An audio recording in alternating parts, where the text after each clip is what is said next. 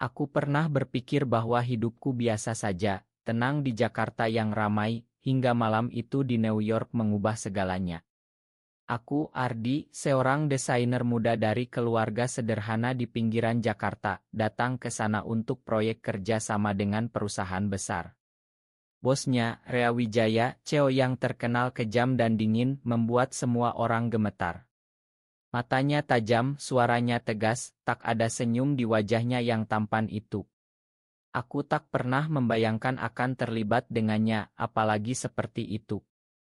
Malam itu, setelah rapat panjang, dia mengajakku minum di bar hotel mewah. Aku ragu, tapi ada sesuatu di tapannya yang membuatku tak bisa menolak. Kami bicara tentang bisnis, lalu tentang hidup. Dia cerita tentang masa kecilnya yang keras di Indonesia, bagaimana dia bangkit dari nol menjadi raja korporat. Aku terpesona, meski tahu dia pria yang tak mudah didekati. Minuman demi minuman, batas kami hilang. Kami berakhir di suitenya, malam penuh gairah yang tak terkendali. Pagi harinya, dia dingin lagi, seperti tak ada apa-apa. Ini hanya satu malam, katanya sebelum pergi ke meeting. Aku pulang ke Jakarta dengan hati campur aduk. Senang, tapi juga takut. Aku tahu aku menyukai pria, tapi selama ini kusembunyikan rapat-rapat dari keluarga dan teman. Di Indonesia, hal seperti ini masih tabu, bisa menghancurkan segalanya. Beberapa minggu kemudian, gejala aneh muncul, mual pagi, lelah luar biasa, perut terasa aneh. Aku ke dokter, tes darah, dan hasilnya membuat dunia runtuh. Positif hamil. Bagaimana mungkin? Aku pria. Tapi dokter bilang ada kasus langka, mutasi genetik yang membuat beberapa pria bisa mengandung. Aku hamil dari anak Rea. Aku gemetar memegang hasil tes itu. Bagaimana cerita pada Rea? Dia CEO kejam, pasti tak mau tanggung jawab. Aku ingat malam itu bagaimana dia memelukku erat, meski kasar. Ada kelembutan tersembunyi di balik sikapnya yang dingin. Aku harus kembali ke New York, tapi takut. Di Jakarta, aku hidup sendirian di apartemen kecil, bekerja relance. Keluargaku di kampung tak tahu rahasiaku. Jika mereka tahu aku gay, apalagi hamil, pasti hancur hatinya. Akhirnya, aku telepon kantornya. Sekretaris bilang dia sibuk, tapi aku bersikeras. Bilang Ardi dari Jakarta ada urusan penting. Beberapa hari kemudian dia hubungi aku. Suaranya dingin seperti biasa. Apa yang kau mau? Aku tak bisa bilang lewat telepon. Aku harus ketemu langsung. Dia setuju, tapi nada suaranya curiga. Aku terbang lagi ke New York, perutku masih rata, tapi aku tahu ada kehidupan di dalamnya. Di kantornya yang megah, overlooking Manhattan, aku duduk di depannya. Dia tampan seperti dulu, setelan jas mahal, tapi matanya penuh amarah. Cepat bilang, aku sibuk. Aku tarik napas dalam. Malam itu, aku hamil. Dari anakmu.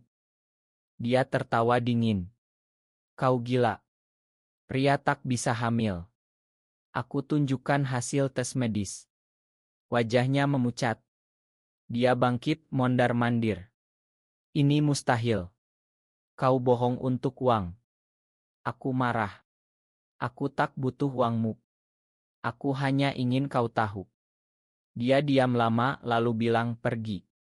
Aku akan pikirkan. Aku pulang dengan hati hancur.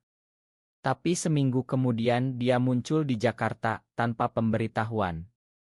Di depan apartemenku dia berdiri dengan tas kecil. Aku tak bisa biarkan ini begitu saja, katanya pelan. Matanya tak lagi dingin sepenuhnya. Ada kekhawatiran di sana. Rea tinggal di hotel mewah di Jakarta, tapi setiap hari datang ke apartemenku. Awalnya sikapnya masih kejam. Ini anakku juga, aku tak mau dia lahir di tempat kumuh seperti ini, katanya sinis. Aku kesal, tapi diam kehamilanku semakin terasa, perut mulai membesar pelan, mual tak henti. Dia bawa dokter pribadi dari New York, periksa aku secara rahasia. Kondisinya langka tapi stabil, kata dokter itu. Rea mulai berubah. Dia belanja kebutuhan bayi, vitamin, makanan sehat.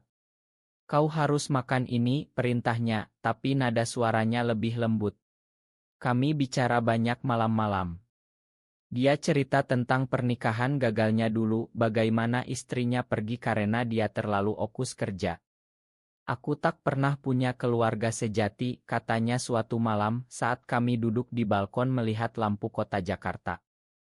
Aku cerita tentang rahasiaku, bagaimana aku sembunyikan orientasi seksual dari orang tua di kampung. Di Indonesia ini berat, Re. Keluargaku konservatif. Dia pegang tanganku. Aku tahu. Aku juga tak pernah akui pada siapapun. Ternyata dia juga menyembunyikan hal yang sama. Malam di New York itu bukan pertama baginya, tapi yang paling berarti. Hubungan kami mendalam. Dia pindah ke apartemenku, tidur di sofa dulu, lalu akhirnya diranjang bersamaku, hanya memeluk. Tak ada lagi gairah liar, tapi kehangatan. Dia pijat punggungku saat sakit, temani ke dokter. Aku takut kehilangan ini, katanya suatu hari, tangannya di perutku yang membesar. Tapi konflik datang. Perusahaannya di New York bermasalah, saham jatuh karena rumor dia hilang. Media Indonesia mulai gosip, foto kami bocor saat jalan bersama. Ceo Rea Wijaya punya kekasih pria, headline koran. Keluargaku telepon, marah besar. Ayahku bilang, kau malu kami. Aku nangis semalaman. Rea marah pada paparai, tapi juga pada dirinya sendiri. Ini salahku. Aku bawa kau ke masalah ini. Dia mau kembali ke New York sendirian biar rumor reda. Aku akan kirim uang, kau dan anak aman. Aku tolak. Aku tak mau uang. Aku mau kau di sini. Dia pergi dan aku sendirian lagi. Kehamilan semakin berat, perut besar, gerak sulit. Teman-temanku menjauh, takut terlibat. Hanya Rea yang telepon setiap hari, suaranya penuh rindu. Aku rindu kau, Ardi. Dan bayi kita. Akhirnya dia kembali. Aku tak tahan. Perusahaan bisa kuhandle dari sini. Dia jual saham sebagian, pindah operasi ke Jakarta.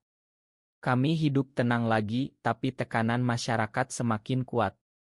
Ada demo kecil di depan apartemen, orang-orang bilang kami dosa. Rea lindungi aku. Abaikan mereka. Kita punya hak hidup. Tapi di dalam, dia berjuang.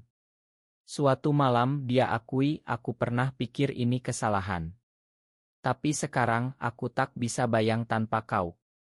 Kehamilanku memasuki trimester akhir. Perutku besar, bayi sering tendang. Rea selalu pegang bicara pada anak kami. Papa di sini, nak. Dia belajar masak makanan Indonesia, nasi goreng kesukaanku, sate. Kami seperti keluarga kecil, meski dunia luar kejam. Tapi pengkhianatan datang dari orang terdekat. Adik Rea, yang iri pada posisinya sebagai CEO, bocorkan lebih banyak foto dan cerita palsu ke media. Rea Wijaya hamilkan pria, berita meledak. Perusahaan hampir bangkrut, investor tarik dana. Rea stres berat, tapi tak tunjukkan padaku. Aku tahu dari berita. Aku konfrontasi dia. Kenapa tak bilang? Dia diam, lalu peluk aku erat. Aku tak mau kau khawatir. Ini urusanku. Tapi aku marah. Ini urusan kita. Anak kita. Kami bertengkar hebat. Dia bilang mau abortus dulu, tapi aku tolak keras. Ini anak kita, Re. Kau tak bisa senaknya. Dia menyesal, minta maaf. Malam itu kami nangis bersama. Aku takut kehilangan segalanya, termasuk kau, katanya.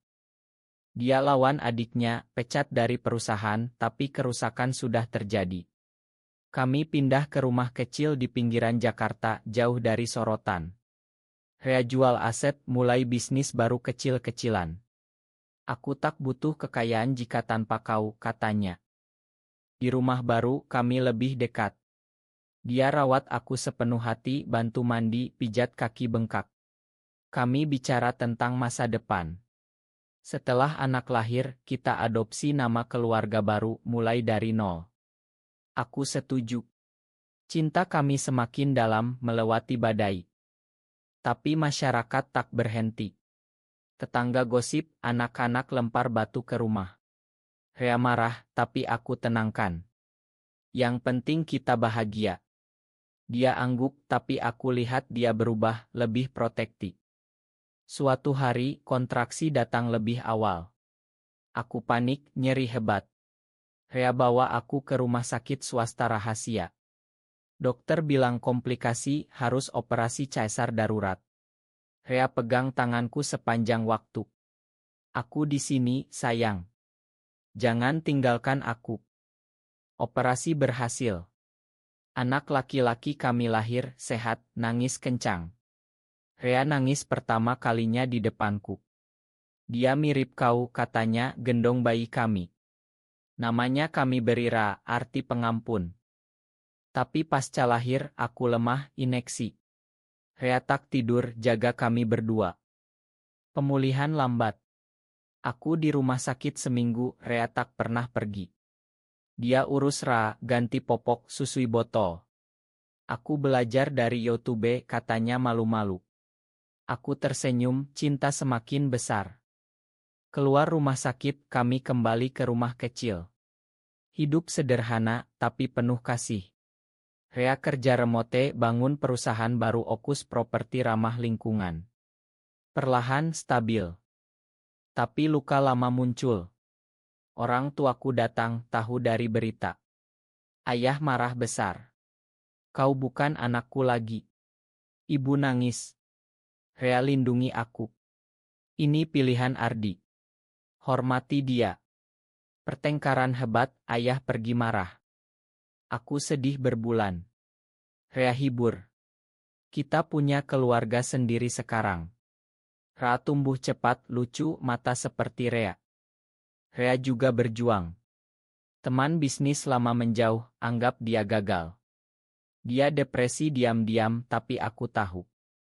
Malam-malam aku peluk dia. Kau ayah terbaik, suami terbaik. Kami belum nikah resmi, tapi di hati, ya. Konflik baru, adik Rea tuntut warisan, klaim perusahaan lama. Pengadilan panjang, stres lagi. Rea hampir menyerah. Mungkin kita pindah ke luar negeri.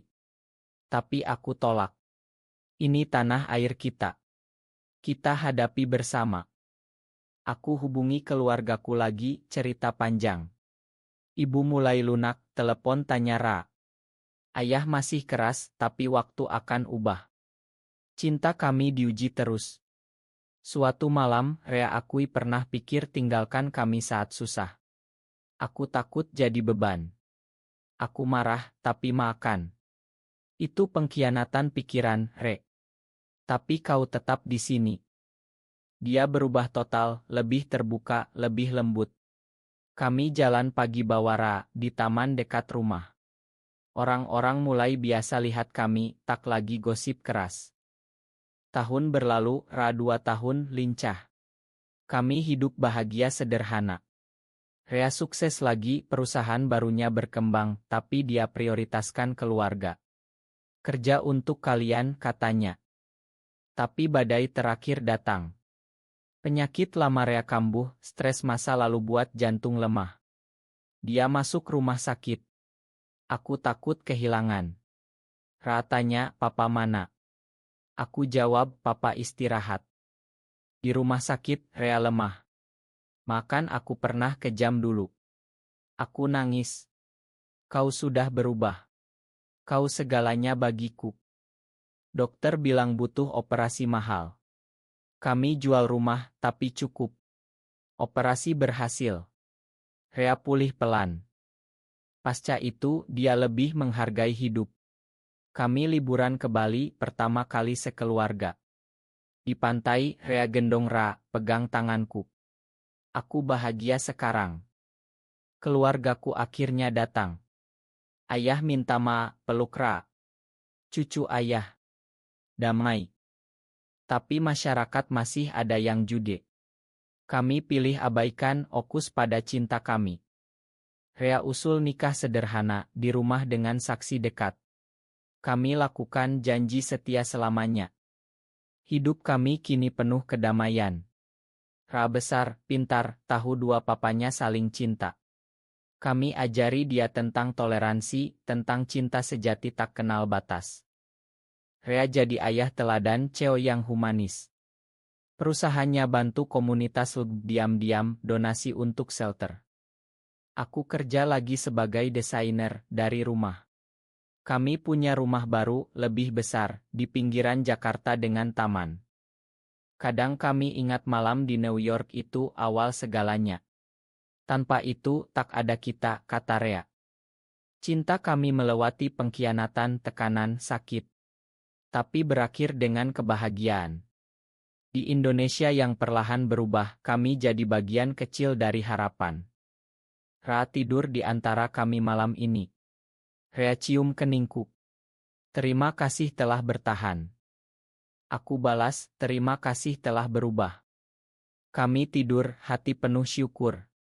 Anak kami, bukti cinta yang tak terduga, bawa kami ke kehidupan baru, penuh makna dan kasih.